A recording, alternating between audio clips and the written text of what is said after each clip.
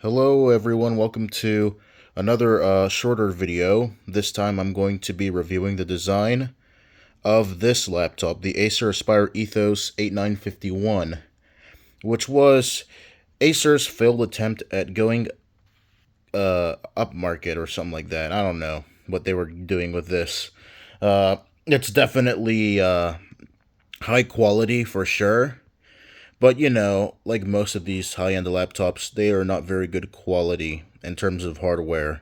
Like, high failure rates. I'm going to show you guys this thing and why I can't do a full review on it. I'm going to start with the ports. You can see here the power jack, typical early 2010s ports, VGA out, HDMI out, USB 3.0. I think that's called like mini SATA or something like that, or iSATA. I forget what it's called. That's SPDIF out and audio in and audio out. And for some reason, it still has mini FireWire. 1394.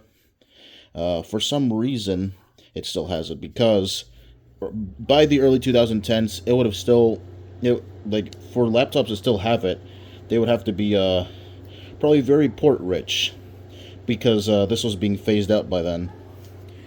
On the front here, you can see no more super combos. They've all been replaced by a simple SD card reader and a very, very tiny Wi-Fi toggle switch. Look at that. That is tiny. I've never seen a Wi-Fi switch that small. On this side, we have a lot more ports. A very, very, very, very, very abundant amount of USB ports. These are just USB 2.0 though. They're not 3.0 like on the other side. But you get 4 USB ports. That's freaking great. And counting the mini SATA or whatever it's called, you get 5. It's insane. Here's your Blu-ray drive, typical of the early 2010s, and of course your gigabit Ethernet, and of course Kensington lock. You can't have a laptop without a Kensington lock. But what's really special about this thing is the quality, the build quality. Look at this. This is brushed aluminum. It's real too. Like when you touch it, it gets cold. But let me show you the main gimmick about this thing. Opened up, this might look like a normal laptop, but there's something very strange going on. I'll get to that in a second.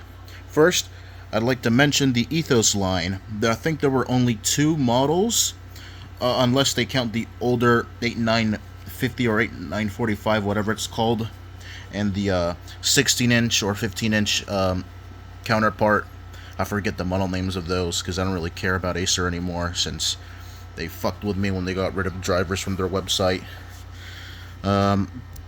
It's pretty high-end because it got a fingerprint reader. Nice biometric stuff. We take that for granted now. On our phones, pretty much every cell phone now has a biometric function. Whether it's facial recognition or, fingerprint sensors, you name it. But anyhow, normal keyboard. In the early 2010s, they started making keyboards having overlays. What I mean by that is that the keyboards were no longer like, just one piece. They started putting like these panels that like split in between. And so changing the keyboard is now harder because you actually have to change the case. It's kind of annoying. But anyhow, this is the weird part. Look at this. Does this look normal to you?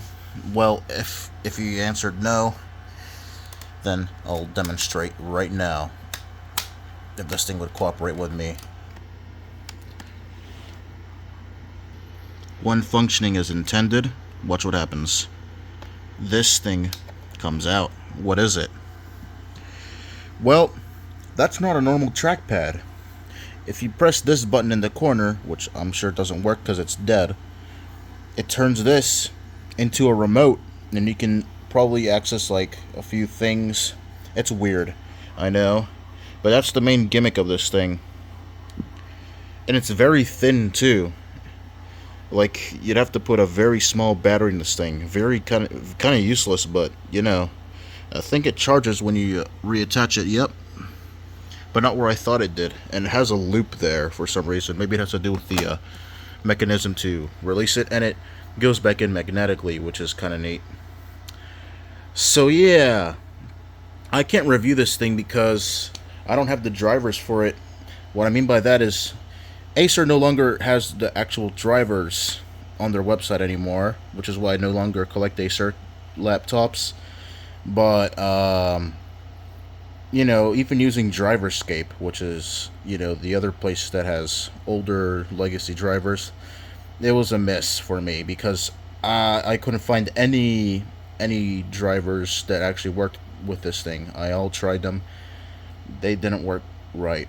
They didn't actually do anything. So I just gave up. I'm not going to review this unless I find recovery discs for this thing.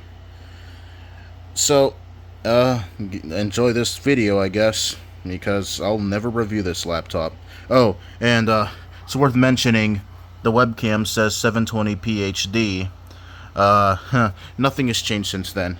All the webcams are still the same. I don't think there's any laptop with a 4K webcam that can do 60 frames per second. I don't think so.